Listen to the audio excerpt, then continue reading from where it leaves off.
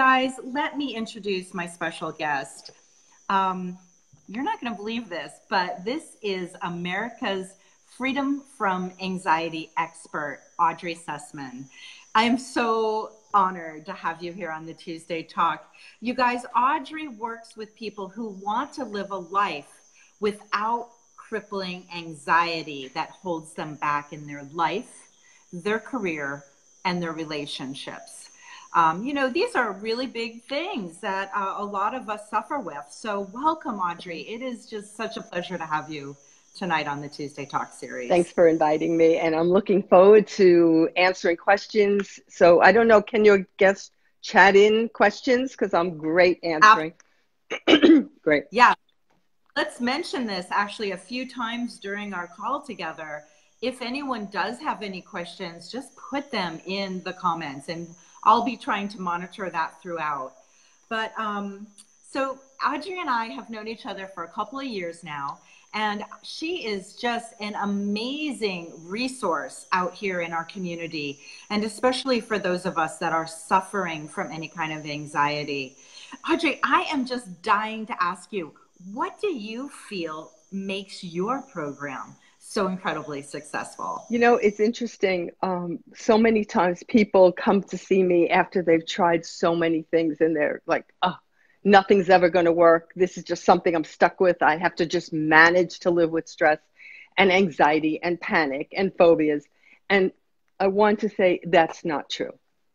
You really can get totally free. I've been doing this 30 years. And I have a 98% success rate. That's after people have tried everything else. So that's the first thing. There is hope. You can get free, especially panic and anxiety that actually takes over your life. It's very different than just feeling stressed. You know, what we were doing in the beginning and we couldn't get the internet to work, that's stress. Panic is when you're like home and you're sitting in your living room and it's totally safe. And all of a sudden, this thing comes out of the blue and your heart starts pounding. Or I had a client say to me today, Audrey, you know what? I'm feeling so much better. But all of a sudden, this morning, I woke up and my heart is pounding and there's nothing happening. I want to let you know that there is always a trigger. And I think that's what is different about the program, the system that I developed, is that yes, it's important to be able to know I have a 3-part system. So yes, we want to be able to calm the mind so it stops racing out of control. So there's tools for that. But we also need to calm the body because this is real. You know, people, it's really sad. Many times people will go to the emergency room because they're having a panic attack and it feels like a heart attack. And when the doctor says it's all in your head, well, no. It's not all in your head. It's in your body. You are feeling it. It is real. And yet, that being said, we can actually calm the body. But here's the thing that pulls the whole system together. We really want to go underneath to what's triggering the panic. What's the root of it? That makes sense, right? So it makes so much sense. So when you get to the root, so I had a client who came in, he had such phobia. He couldn't even get on, at that time he was in Philadelphia, and there's a train called the Speed Line. And it's a very nice, easy train. It's above ground. He couldn't even think about getting on that. Just the thought of it created severe panic and anxiety. When we went back, this is a strange thing. So yes, I gave him tools to calm the mind, tools to calm the body. But when the real shift happened, when we went back, I am a hypnotherapist. I don't know if your people know this, but using hypnosis is the real key. Now, there's 2 types of hypnosis. If you're just going to try to relax, it's not the cure for panic and phobias. We need to actually get to the root. So the kind of hypnosis we use, you're awake and aware. You're with me. We're working as a team.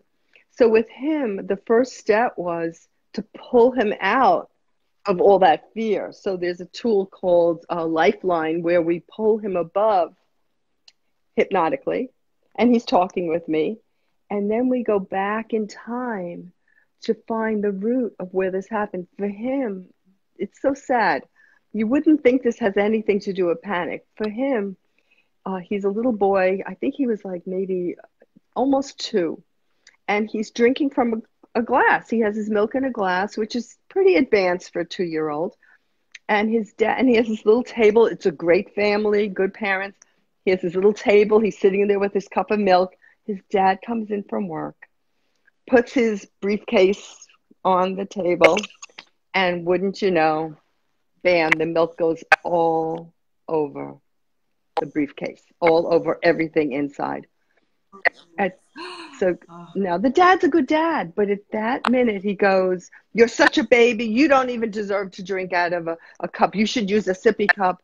You're never going to amount to anything. You can't do anything right." Oh gosh. That thought stayed in this guy's mind.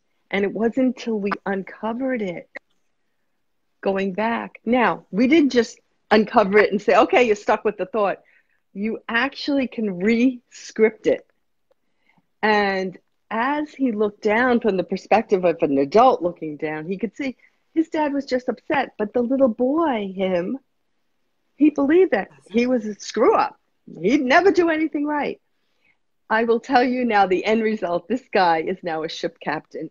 And to be a ship captain, you have to pass all sorts of exams. Here's a guy who couldn't even get on the speed line, who is now a ship captain. So that was pretty amazing.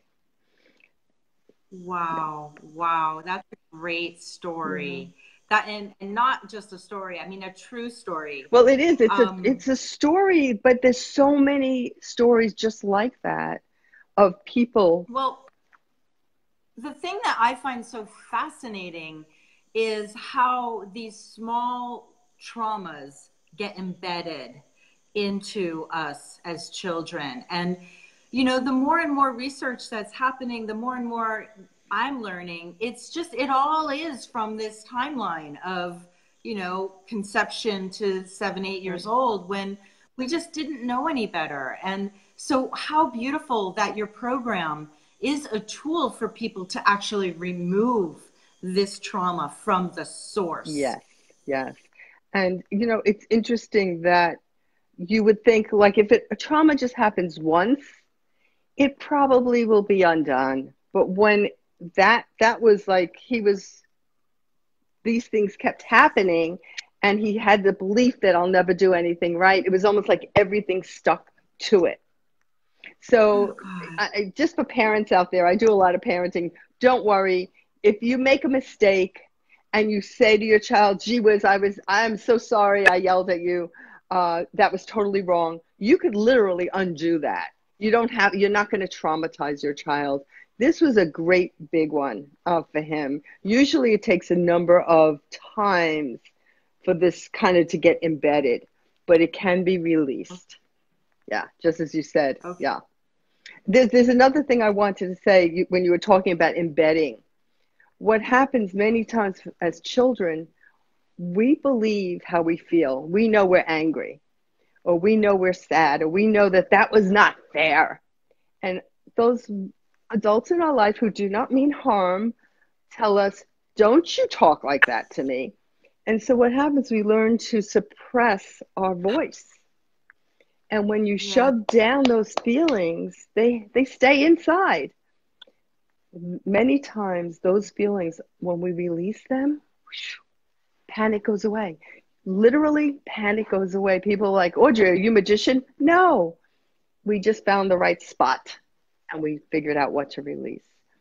So when you said that about embedded, I just wanted to let you know that the releasing a lot of that emotion, and then we have to also work on the beliefs that get formed.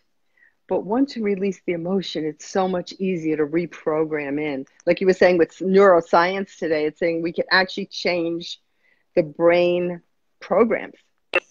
I've known this for 30 years. My clients have known this for 30 years. Now, yay, neuroscience is caught up. Yes, exactly. This is really beautiful. Hey, I just want to welcome Elise and Brittany to the broadcast tonight. And also, I just want to remind anyone, if you do have any questions for Audrey, please put them in the comments. We'd love to address them for you. Um, my gosh, I want to know what inspired you to, this is big work. This is life-changing work for people. What inspired you to get started with this? It's interesting. I didn't know that I had panic disorder. I just figured everybody feels as anxious. They just handle it better. I didn't know that there was actually, so mine was very specific. It was for driving. So what happened Okay. was I'd get into a car, I had to go somewhere to drive somewhere. By the time I got there, I was totally exhausted. Now that's gone. I fixed it. But what happened was I tried cognitive therapy, which is changing the thoughts. Well, okay, but they kept coming back.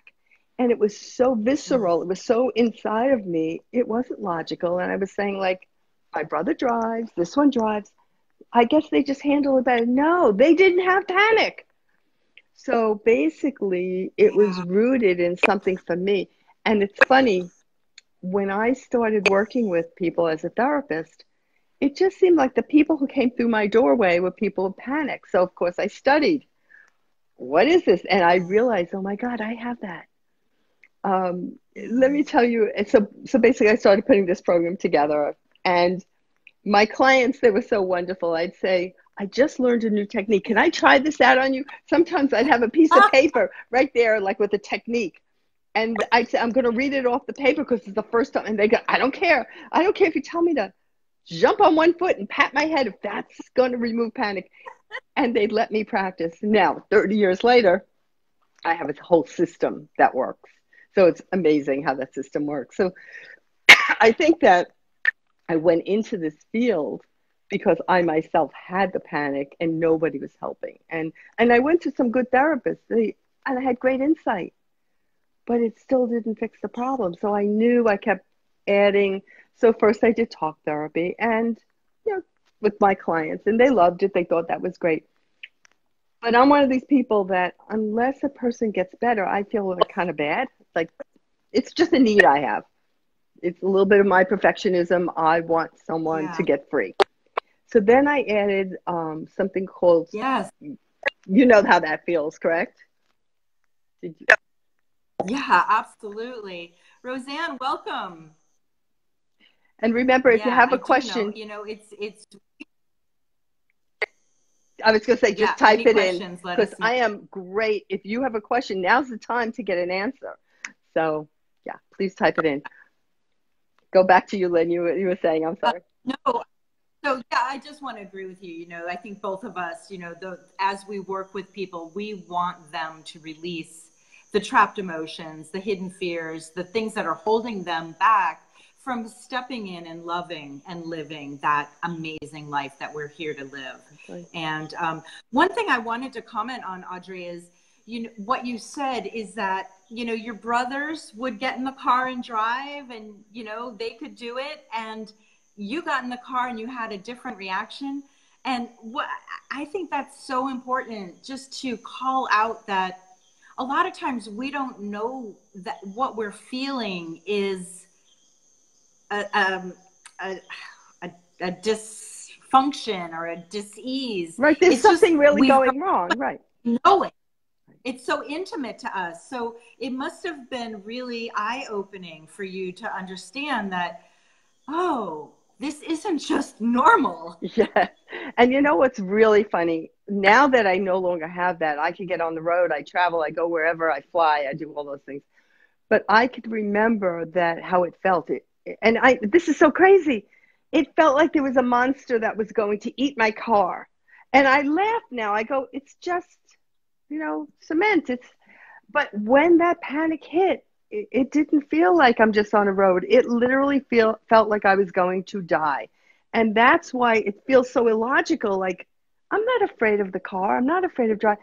But there was this monster seemingly thing. But the other thing I want to say is that people who have true panic disorder, where it really gets in the way of their life, um, many of them are very successful. They just hide it. Like me, I speak. I was doing this. I got my master's. I got my doctorate. But people who have panic disorder are really good at hiding it from everyone else.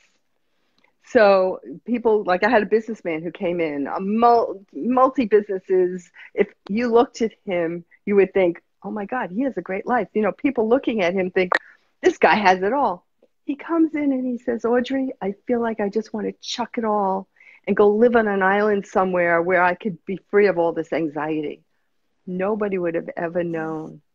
But panic hits people, the higher creativity, the higher intelligence, the more likely, if you have a predisposition to panic, the more likely will hit. It's a very unwanted creative use of the mind. And then there is a predisposition. So some people literally genetically are predisposed to having panic. It still can be gone. The symptoms can be gone. You can't get rid of the predisposition, but you don't have to have any symptoms. So who cares if you have anxiety predisposition? So Audrey, we got our first question from Damiana. She asks, what are the methods for releasing panic patterns? Great question.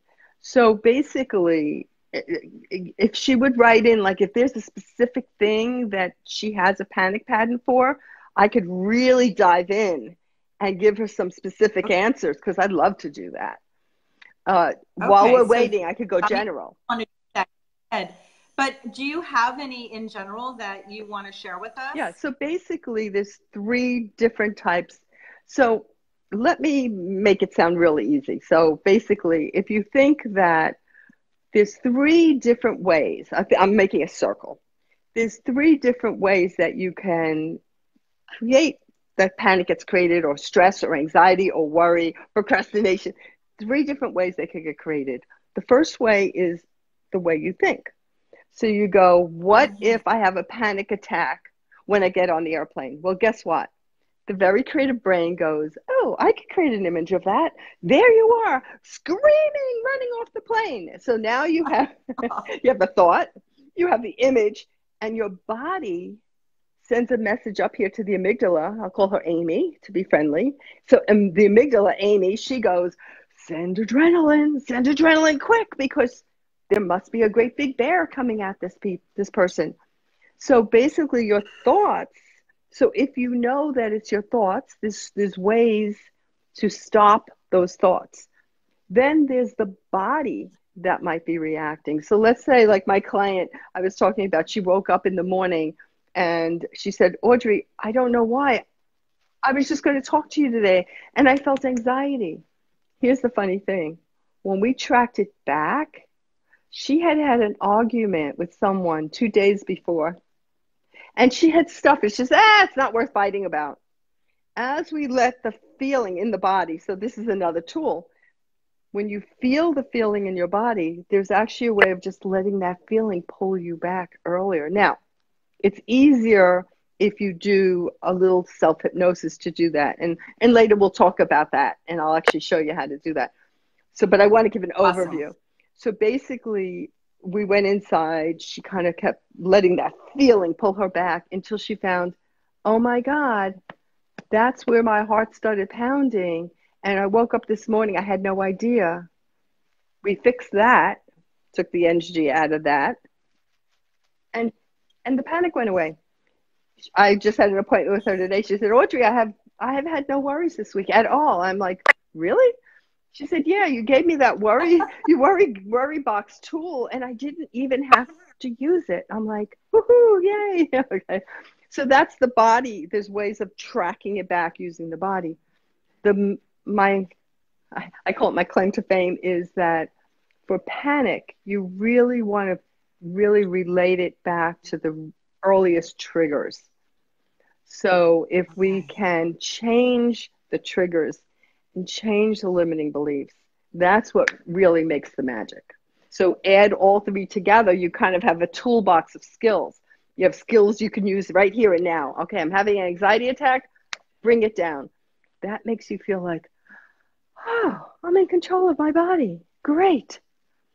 If Yeah. you're, so you can use some thought tools to stop those thoughts. So if you think of a circle going around and round with electricity going through it, if you make a break in that circle in the thought patterns, it doesn't keep going around. If you make a break in that circle in the body, it doesn't escalate. And if we make a break by releasing all that tension, like steam coming out of your body, then you don't even need the other tools because you've already released it. It's kind of just not there anymore. So, did she write in any exact questions? Because She did. okay. She actually did. Yeah. So thanks for explaining that. That was great. So she says for her personally, it's a two-parter. So let me just read the whole thing. For her personally, it's about being in front of large crowds, which I think must be a very, very common, anxiety. But then secondly, she writes, she's also trying to help her dog who has major daily panic. And she says she's tried flower essences, training, love, acupuncture, and she asks, have you worked with dogs or animals? Okay, that's a great question. I smile because I can't tell you how many of my clients have asked me, can you help my dog or my cat? I work really good with people. I I am very good with animals if they're in my presence. Like I had a dog, I got her from the rescue, and I was very good because my energy is very calm, and animals pick up on our energy. So sometimes Totally. if you could calm your own body, but I will, I'm not going to pretend like I can fix an animal, but let me just give you a tool because I want to give you something, experiment with it. When your animal or a friend is feeling anxious or worried, or you're worrying about someone. So I had a client today. This person said, I'm worried because my nephew is going to Israel. And you just never know when something could happen in Israel. So I said, if worry is going to fix that, then I say worry all day long. But worry's not going. So let's not put the negative energy into the air. So what I asked her to do is what you can do, actually experiment with your own dog. Imagine that this beautiful light is shining down on you. And why don't we just do it right now? Everybody listening? Let's do it. So, Yeah, let's do it. okay. Because I just want to say that Elise also said that she's having a similar problem with her dog. So let's do. Okay. So, my caveat is I don't work with animals. I only work with the people who have the animals. So, but we'll experiment, see how this works. So, basically, the first step is just close your eyes and just breathe. Just normally, naturally, not trying to make anything happen. Just breathe in and breathe out. Take another breath in and then just let it go. And one more breath in and just let it go. And just do a body scan of your own body right now. Notice any tension, notice any areas of tension. Because sometimes we disconnect and don't even realize that we're having tension or anxiety in the body. So continue breathing and just noticing any areas of tension. So before we do this exercise with the animal, let's just do it with ourselves. And the easiest way to do this is imagine the room that you're sitting in. It's totally filled with this, and I'm going to say the word lavender. You could make it any color you want. Imagine it's filled with this beautiful lavender light or energy or a cloud of lavender, so that when you breathe in, the color goes in and fills your body. And when you breathe out, whatever color comes out is absolutely fine. Don't try to make anything happen. Just breathe in, let the color, the energy, the cloud just go in, filling your body. And on the exhalation, just let whatever color come out. So at your own speed, just allowing yourself to imagine, using your own imagination, since it is your mind. Just imagine your room is filled with this beautiful lavender, light purple color. Inhaling, letting it go through your body. And on the exhale, whatever color comes out. Now, as you keep breathing, it's almost going to be as if your body, if it was made of glass, you would see this color throughout your whole body. And as it gets filled with the color, as you continue breathing, it's almost as if from every pore of your body, the light begins to shine out. So continue breathing, because we might need a couple of more breaths to first cleanse your body. It's almost as if the color can wash through you and go right out through the bottoms of your feet. So this is another technique. So one is just to breathe the color in and release the color. Another is to imagine almost like a watercolor wash moving through the body and out through the soles of the feet, taking any tension with it. And then allowing your body, imagine this beautiful shaft of light coming down on your body. Now, for me, the shaft of light seemed to be a golden yellow. For whatever color you choose, imagine the light filling your entire body, so full that your body begins to shine with the light. And if you have a pet or someone you care about in your life, you can just let that light shine on them as well. Just almost as if you're expanding. And of course, as the light comes out, more light goes in, because it's an infinite source of loving, healing light that's washing through your body. And notice, how is that? Were you able to feel that, Lynn? Oh my gosh, I tell you what, I have been on the road all day, and this was just like the perfect way to come back to my own sense of self. And, you know, I want to share that this feels very much like some of the Qigong that I study, especially as we are pulling the light from the inside and shining it through every pore in our body. That's something that is definitely a part of my Qigong practice. So I love how all of this gets integrated and shared across a whole bunch of modalities. Exactly. Those of us who are healers, and especially intuitive healers, we just kind of do this. And it's very similar, different modalities. Now, that's one little tiny piece of the whole pie. And what I did is I actually, so people could kind of take it apart. You could use any one of these. You could just breathe in the color and breathe out whatever comes out. You could imagine the color washing through and going out through the soles of the feet into the earth where it can be healed. Or you could imagine the shaft of light filling you. And just be interesting that sometimes the colors of the light will change. Okay, so whatever color shows up is the right color for you. Don't worry about studying books on what the colors mean. You're unconscious. That's the part of your mind that knows what you need. Will pull in the right color for you. I'm curious. Oh, I do want to give one more little tip for the dog, or for any time you're worrying about someone. So what I was saying to my client is, instead of sending worry out there about what's going to happen in Israel, usually worries are future related. I say, if there's something you could do, if worrying's going to fix it, then worry. If there's something you could do about it, then do it. But if there isn't, it's imagine then that shaft of light shining on the person that you're worrying about. Or imagining that shaft of light just shining on your dog, filling your dog with this healing energy. I had a little Pomeranian, and towards the end of her being on this earth, she had a breathing problem.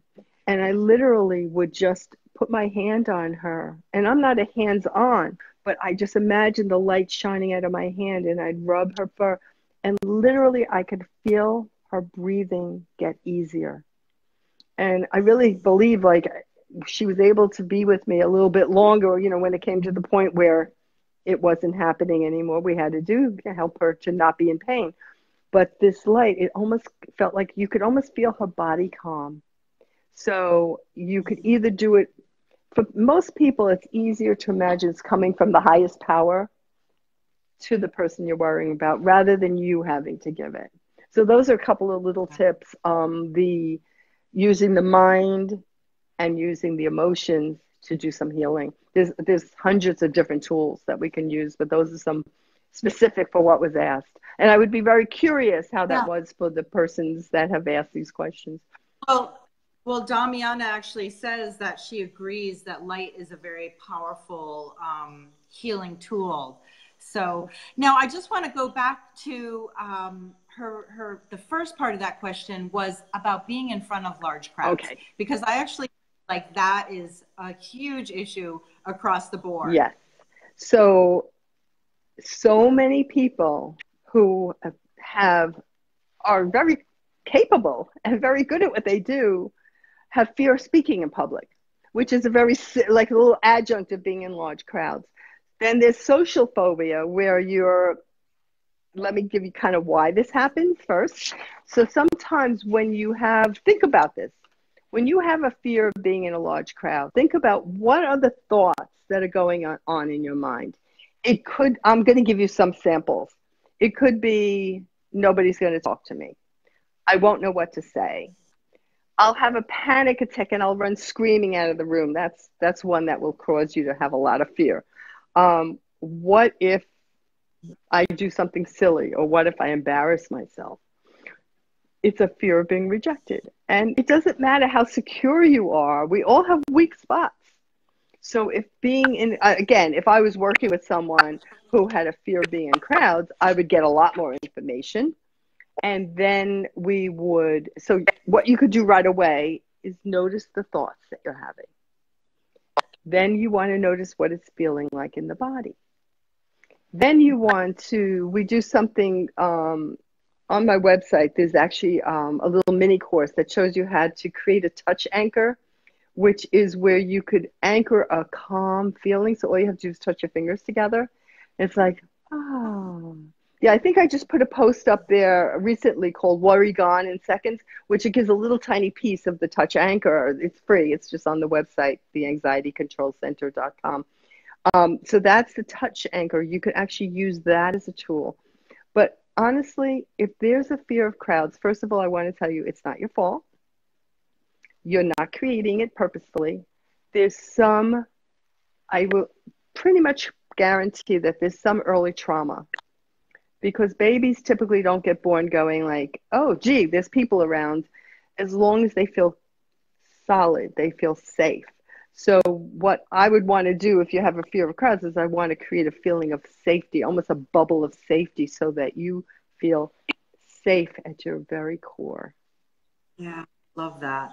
I love this idea of visualizing ourselves in a safe bubble, a protected bubble. I often use like a bubble of green is my protection bubble. Right. And here's the funny thing with panic, people who really have panic, like a phobia of being in a group, I know that's not enough.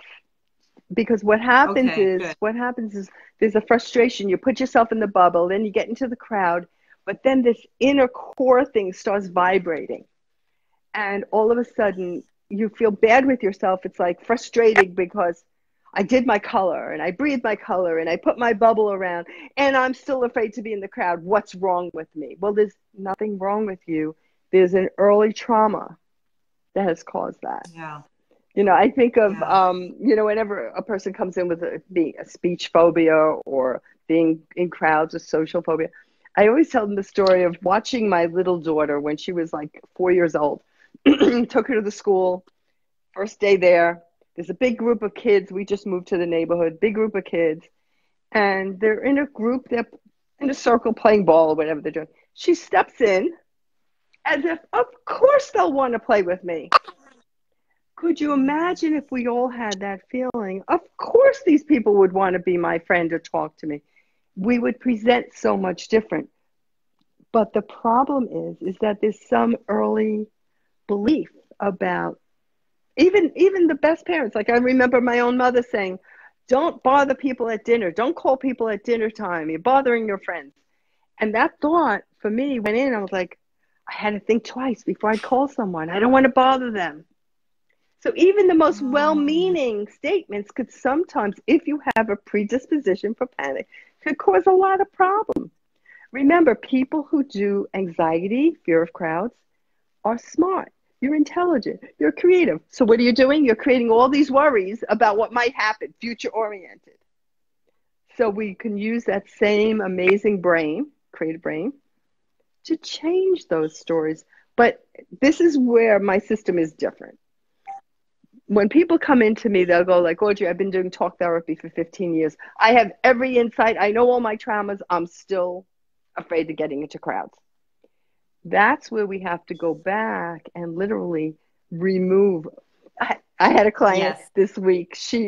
I have to admit, she created such a beautiful, she's a writer. She created this beautiful metaphor. She said, Audrey, I want you to show me how to like get out of my body, release all that junk that I don't want, all that anxiety, almost like steam, and then bring me back into my body so I can feel calm. And I said, you've just talked about, this is like the most beautiful way of talking about lifeline therapy, where we literally come out so you don't have to be in it, release all that junk.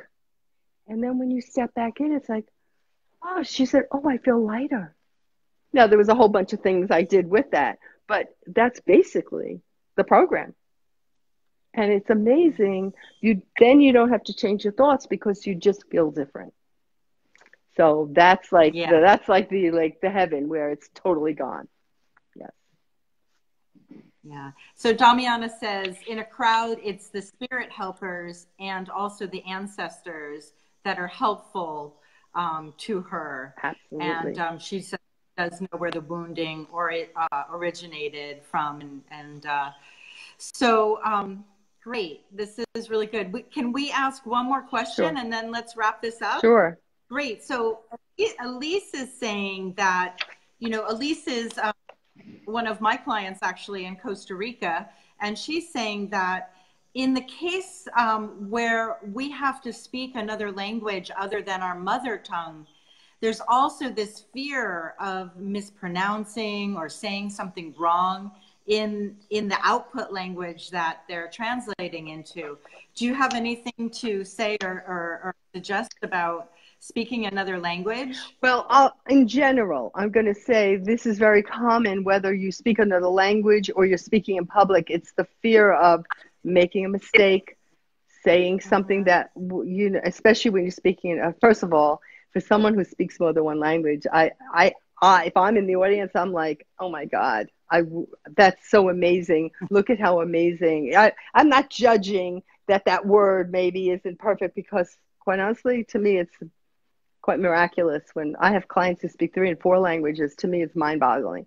So what I'm going to say is if you imagine that people in the audience were really like me, let's say everybody in the audience was like me going like, oh my God, this person is totally amazing. I'm so interested in what she has to say that they're not even hearing any mistake. You're going to be in a little bit of a different mindset. So that's again using the conscious part, the thought part. Yeah. So and back to the spirit guides. Yeah, I believe in spirit. I have like this older woman who's my spirit guide, and we set these spirit guides up. Now mine is an American Indian, Native American guide, and I so relate to her. She's like my great grandmother. So she comes to me when I need some, like if I'm working with a client and I'm like, okay, I'm a little stuck here. All of a sudden I know what to do because I have my guides. So Yeah. I love that idea of the spirit guides. So I guess my suggestion would be put your focus out on the people out there rather than worrying about what they're thinking about you. It's easier said than done because remember, anytime it's a conscious mind skill, it's harder to do. But remember, Yeah. if you're feeling totally safe in your core, the worry wouldn't even be there. If the whole audience is people like me and Lynn, and we're all like, oh my God, this is such great information. That's kind of how Yes. you want to see your audience. Yeah, exactly. Yeah, and it's this fear of judgment a lot of times, I think. You know, what are other people thinking? And we're making up these stories about how terrible it Yes. is that they're thinking about Yes. us. But in reality, it's usually quite the opposite of that. Right. And even if it weren't, quite honestly, when we create our thoughts in a positive, all of a sudden people start reacting to us differently. It's almost because we have this like secure attitude. It's, whoa, people just, even if they would have been judging, because there are people who judge, but when you're Yeah. really secure and you're not worrying about that, it's almost like they have nothing to target. So again, it's going back to the inner us. But you're right. If you have a room of 100 people, there are going to be 5 people who may be judgmental into the negative, and 5 people who are going to love you no matter what you do. And the rest are really hoping for you to do well. So that's kind of a nice little rule of thumb. Okay. So. That's I think that's a really great another little tip to put into our toolbox. Yes. You know, just know most people are rooting for us. Right, right. And, I really do appreciate the questions. And I know that we only had so much time and we had a little trouble getting started. My lack of technological expertise. Luckily, I work a lot better with the brain than with technology. But what I would like to You did. Thank you. Thank you. And you're amazing. And you just are so calm. You're like, all right, we'll get there. And that's kind of where you want to be. And look at where we are. Right, exactly. But I would like to say that if anyone who is listening would like to kind of dive deeper into your own specific situation, I have a limited number of consultations that I'd be happy for your crowd. I'd be happy to do that. That's great. And if they want, they could go to my website, and there's a few times left for this month and a couple of times for next month. And they could just sign up for a time, and it's a free consult. It's 40 minutes. And in that 40 minutes, we can actually dive deep into your own specific and say, here's the plan of what I would be doing. Here's some things you can do. And I'd like to give a gift during all of my consultations. We actually build an imaginary where you want to be. And when you do that, it kind of sets it into the mind. So I like to make sure everyone gets that, whether they end up using me as as a therapist, hypnotherapist or not. I want everyone to come out of a consultation with something they feel is like, wow, I'm glad I did this. So. Oh, that's awesome. So how can people get in touch with you, and what would be your website? So the website is anxietycontrolcenter.com. If they want to go right to and there's lots of free information on there, but if they want to go right to the consultation, it's anxietycontrolcenter.com/freedom, FREEDOM, anxietycontrolcenter.com. You'll put the link up? Yeah, Cool. Yeah, we'll put the link onto the comments. Cool. So absolutely. You guys, this is a great offer. I hope you'll take Audrey up on this, because it's not very often that you get to speak with somebody that's America's freedom from anxiety expert. And geez, wow, that is such a kind and generous offer. Thank you. My pleasure. Okay. Yeah. Thanks for having me, Lynn. This is great. Is anything else before we wrap up that you would really like to share with us tonight? What was that? Anything else that we missed? Anything else that's important? You know what? I think what's the most important thing, because people who have anxiety and, even the fear of being in a crowd, fear of speaking in public, I really want you to know that this is not your fault, that this is kind of hardwired in.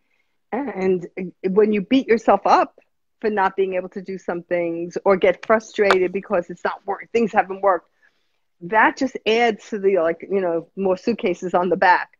So do try to be kind to yourself, recognize it can be fixed, but you don't have the tools yet. That's all. That's it, but it definitely can be fixed. So that would guess my last tip. Awesome. Okay. Awesome. Well, I want to thank Elise and Damiana and Isabel for hanging with us this whole time. It's been really wonderful to have you guys asking live questions. So thank you. Thank you for being here. And Audrey, thank you for being my special guest tonight. Thanks for having me. I really enjoyed it. Okay. Awesome. And you guys, you know that this is going to be on replay on my YouTube channel. And so I'll make sure to post that link, but you can always go there for all of the Tuesday Talk replays. All right, you guys. So I'll see you again in 2 weeks. Audrey, have a beautiful evening. And I just can't wait to continue this great conversation that we're having in the future. Sounds so good. thank you. Thank you. Take care. Good night, everyone.